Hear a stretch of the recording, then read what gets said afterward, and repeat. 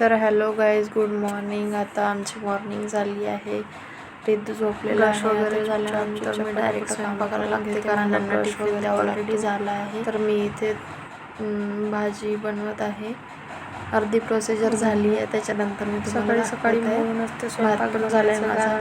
झोपच राहते गोळ्यावर म्हणून आधी ब्रश करून घेते. ब्रश केल्यानंतर सुद्धा असा आळस येते. यांच्या टिफिन बाकीचे राहते. आपल्या पहिले सोयीदारी आहे. तर ऋतूमुळे रात्रीला मी सगळी तयारी करून ठेवते. पण सांबार सांबार कसं ठेवताय कापून घेते. पन्नीमध्ये सांबार ठेवायचा ते तो खराब नाही होत किंवा पिवळा पडला नव्हता. तर मग आता भाजी मी आधी अशीच ठेवायची. पण आता मी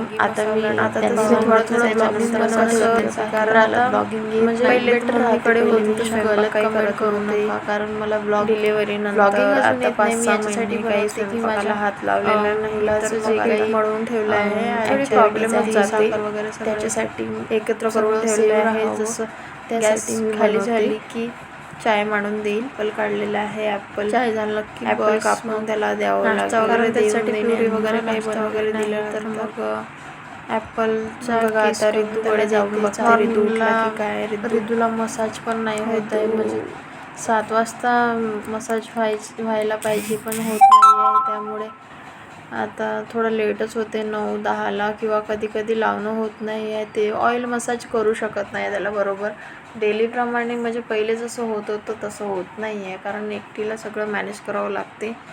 हजबंडला आंघोळ धुण्यात, ब्रश करण्यामध्ये, रिद्धू उठला तर रिद्धूला बघतात ते माझं स्वयंपाक तोपर्यंत म्हणून थोडं काही बघून एवढं सगळं पाहून मग थोडंसं करावं लागतं. आज पण आचल येणार आहे. तिचा वाढदिवस आहे. गॅस वगैरे माझा स्वयंपाक झाला की लगेच गॅस वगैरे मला त्याचा ब्लॉग मी काढू शकणार नाही कारण मला वेळ नाही मिळत. बिलकुल आवडत नाही. तर मग पहिले मी गॅसवर टाकते म्हणून त्याच्यानंतर मला बाकीचे मी पहिले ट्राय करून बघते मला कसं जमते की नाही ब्लॉग ब्लॉग बनवायला. तर मला मी सगळं बरोबर आहे कारण माझी तब्येत जास्त खराब झाली होती आता. तर यांनी मला गावाला नेऊन सोडलं होतं. मग गावला गेली तर मग आता एकदम माहीत आहे ना उन्हाळा लागला आहे आपल्याकडे. उन्हाळा लागला की बस तब्येत खराब. माझ्या गावचे लोक म्हणत असेल माझी माहेरकडले लोक म्हणत असेल 10 वेळा येते 10 वेळा एवढा होता की म्हणतात माझा फिवर खेड्यामध्ये असं त्याला आता पण फिडिंग करावं लागते ना. त्याच्यासाठी मी जात नव्हती पण जबरदस्तीनं मला जायला सांगितलं होतं गावाला. तर मग जावं लागलं आणि बरं झालं गेले तर थोडा आराम पण होऊन गेला. आणि म्हणजे जे काही आहे म्हणजे दवाखाना वगैरे सगळं काही मम्मीने करून दिलं. 2 सलाईन लावल्या. पूर्ण BP लो झाली होती म्हणे. वरून फीडिंग पण करावं लागते बाळाला त्यामुळे जास्तीत जास्त BP लो झाली होती. म्हणून तुम्ही BP लो झाल्यावर काय करता मला नक्की सांगा. आता मी फक्त निंबू पाणी वगैरे पिऊन घेते किंवा मग पार्लेजी बिस्किट वगैरे 1-2 सकाळला खाऊन घेते. स्वयंपाकाच्या आधीच खाऊन घेते कारण मला सकाळला पण एकदम असं लुस्तं वाटते. वीकनेस आल्यासारखी वाटते एकदम. म्हणजे सीझर झाल्यापासनं डिलेवरी झाल्यापासनं असं वाटते.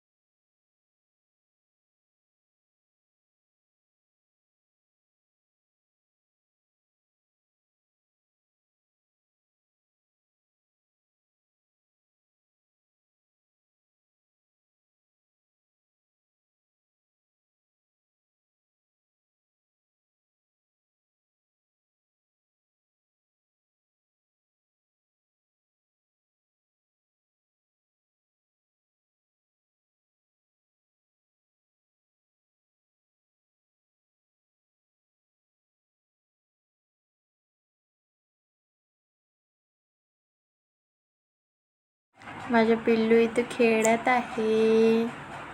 हो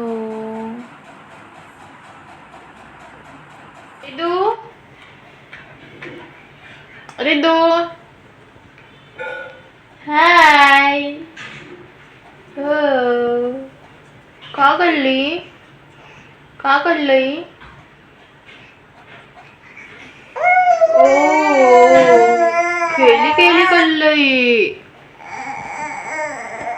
आता मी लावणार झाडू लावला की मग थोडं बरं वाटते. मग रिद्धूला खाली ठेवून द्यायचं, मग तो आपला खेळत राहते. माझे काम एकदा झाडू झाला करून देत नाही, मला माहित आहे. कपडे वगैरे आरामाला तरी काम जमते, जेवढं जमते तेवढं करते. झोपला तरी कामं होत नाही, उठला तरी कामं होत नाही माझे.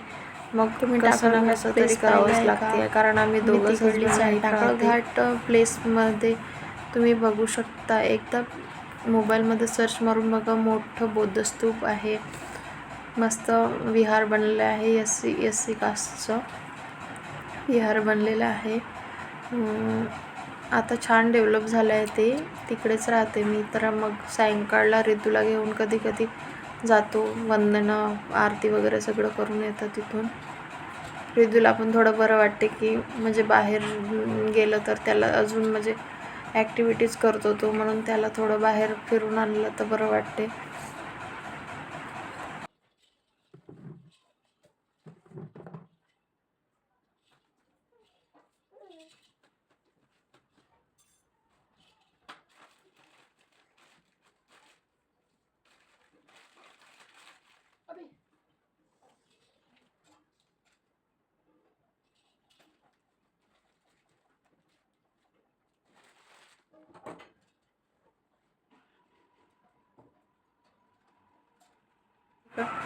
थोडं लक्ष जरी इकडे गेलं की बस तो इकडे बेडच्या खाली पडलाच असता आता रिद्धू. म्हणून जास्त रिद्धूकडे मी कामं थोड्या वेळाने झाले तरी चालते, पण मी पहिले रिद्धूकडे लक्ष ठेवते.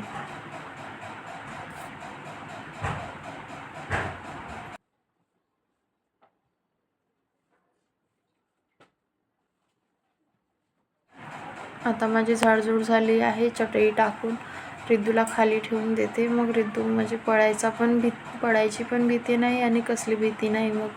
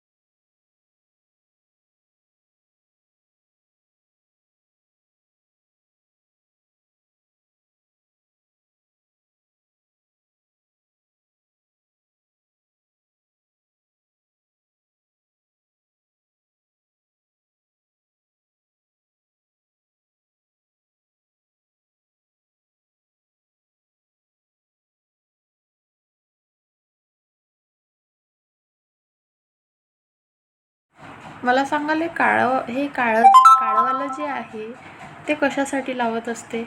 त्याच्यामध्ये पूर्ण पाणी संग्रहून राहते. भांडे घासले की तेच पाणी, गाळात बसा तिथे एवढं पाणी संग्रहून कशासाठी लावत असते हे मला तर माहीत नाही. तुम्हाला जर नक्की माहीत असेल तर सांगा, कमेंटमध्ये जरूर सांगा ते कशासाठी लावला जातो. हा बघा आला, तिकडून इकडे येऊन गेला.